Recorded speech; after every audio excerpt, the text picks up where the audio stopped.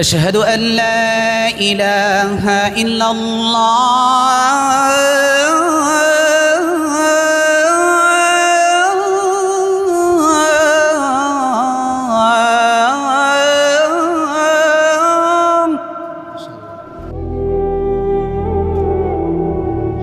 কি তোমার আমি অনেক বুঝাইছিলাম না?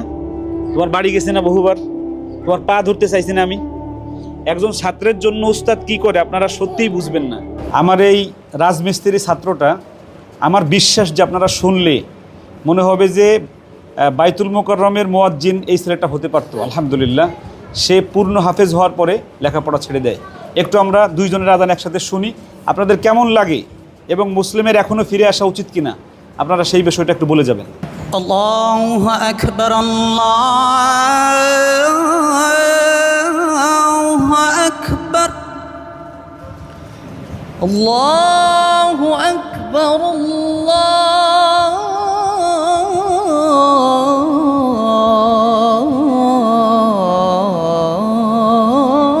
الله أكبر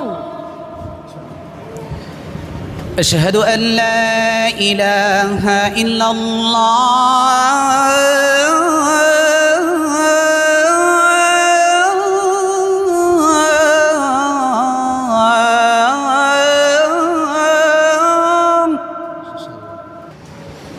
أشهد أن لا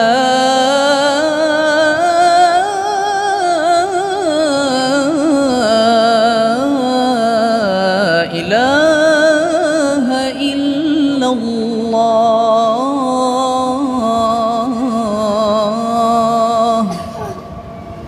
أشهد أن محمد رسول الله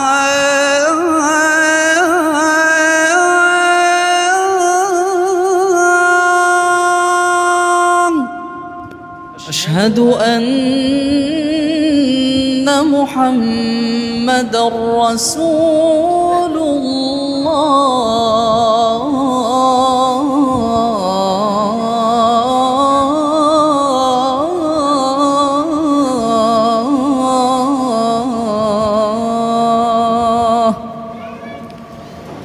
حي على الصلاة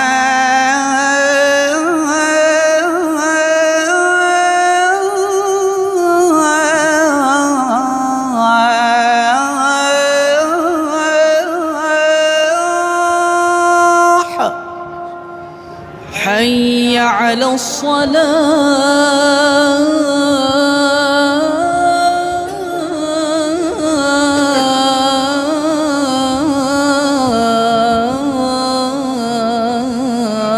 الصلاة حي على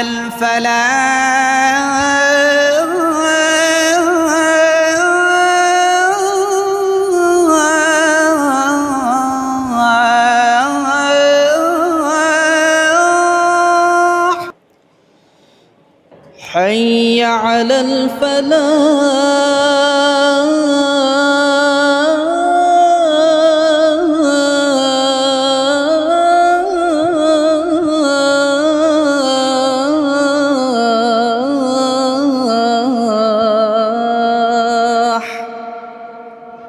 الله أكبر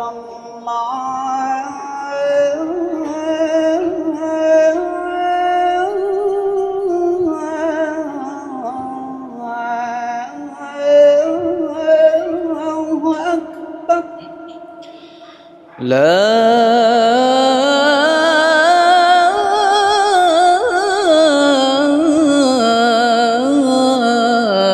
إله إلا الله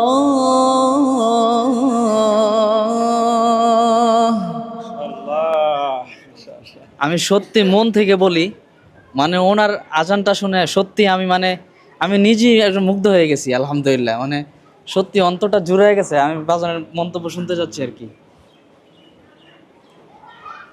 আমি যদি আজকে আমার আজানের কথা বলি, তাহলে আমার মনে হয়েছে যে আমার থেকে মানে 5 গুণ বেশি ভালো হয়েছে ওনার আজান। মাশাআল্লাহ। আমার কাছে রায়হান মন্তব্য শুনতে চেয়েছে, আমি এই মুসলিমকে কোলে পিঠে করে মানুষ করেছিলাম, হাফেজ হয়েছিল।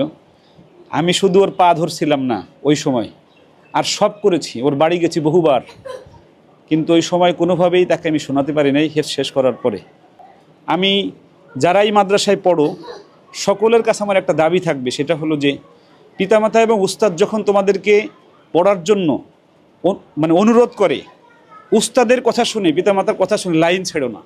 লাইন ছাড়লেই যে আমার বাবা আজকে, ওর কি কণ্ঠ, ওর তিলাওয়াত, ওর গজল শুনলে আমি বিমুগ্ধ হয়ে যাই। আপনাদেরকে আমরা পরে শোনাবো রায়হানের সাথে, আমরা গজলের এবং তিলাওয়াতের একটা ডিবেট আমরা সামনে করাবো, রায়হানকে ঢাকায় নিয়ে। তাকে শুধু আপনাদের কাছে জানতে চাই মুসলিমের আজানটা কেমন লেগেছে। রায়হানাটা তো আপনাদের ভালোই লাগে, তো মুসলিমের আজানটা যদি আপনাদের ভালো লেগে থাকে তাহলে কমেন্টস বক্সে লিখে যাবেন। আর মুসলিমকে নিয়ে মানে আবার আমরা কাজ করতে পারি কিনা, শুরু করতে পারি কিনা। আল্লাহ মুসলিমকে অনেক ভালো রাখুক। সবশেষে আমি মুসলিমের কাছে একটু জানতে চাই যে আজকে তুমি রায়হান একসাথেই পড়তে প্রায়, তো রায়হানের আজান শুনলা, তোমার আজান শুনলা, আমার কাছে দুইজনেরটাই যদি নাম্বার দিতে বলা হয় আমি 50-50ই দেবো, মানে বা 100-100ই দেবো। রায়হান ঠিক না? আমি তো বললামই, মানে আজকে ওনার আজানই আমার কাছে অনেক বেশি ভালো লাগছে। তোমার কি আবার এই লাইনে ফিরে আসতে মনে চায় কিনা? মুসলিম খুব কষ্ট করে চলে এখন, ও রাজমিস্ত্রির কাজ করে, ওর সন্তান আছে, বাবা মা আছে, অনেক কষ্ট করে চলে। আপনারা সবাই দোয়া দিবেন আল্লাহ যেন আবার কোরআনের পথে মুসলিমকে ফেরত নিয়ে আসে, আমরা যেন আবার রায়হানের মতো তাকে দিয়ে কোরআনের কাজ করাতে পারি। আল্লাহ রায়হানের কারণে বহু মানুষ এখন কোরআনের পথে আসছে, আল্লাহ মুসলিমের কারণেও যেন মানুষ কোরআনের পথে আসে। সবাই ভালো থাকবেন, সুস্থ থাকবেন, নিরাপদে থাকবেন। আসসালামু আলাইকুম ওয়া রাহমাতুল্লাহি ওয়া বারাকাতুহু।